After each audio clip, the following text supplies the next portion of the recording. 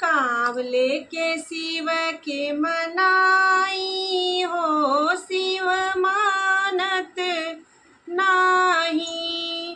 कावले के शिव के मनाई हो, शिव मानत नाही।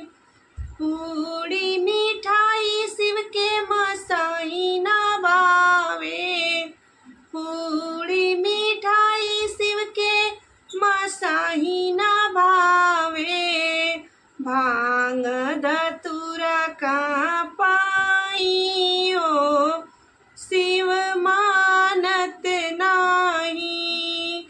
कावले के शिव के मनाई हो, शिव मानत नाही। कोठाया टारी शिव के मसाही न भावे, कोठाया टारी शिव के मसाही न भावे।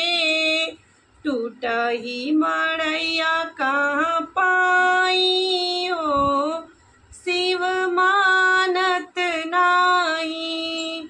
टूटही मड़ैया कहाँ पाई हो, शिव मानत नाही।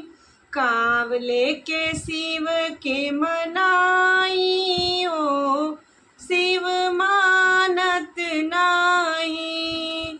गाड़िया घोड़ा शिव के मसाही न भावे, गाड़िया घोड़ा शिव के मसाही न भावे।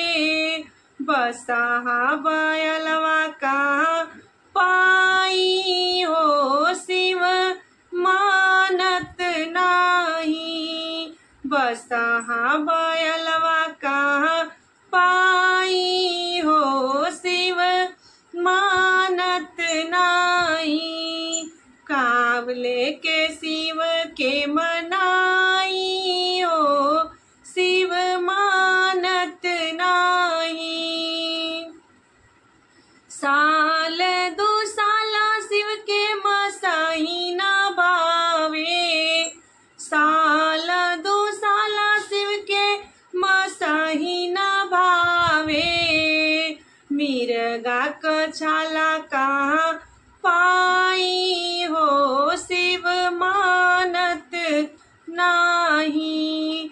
कावले के शिव के मनाई हो, शिव मानत नाही। फूले का हार शिव के मसाही न भावे, फूले का हार शिव के मसाही न भावे। सर पे कमला कहाँ पाई हो, शिव मानत नाही। कावले के शिव के मनाई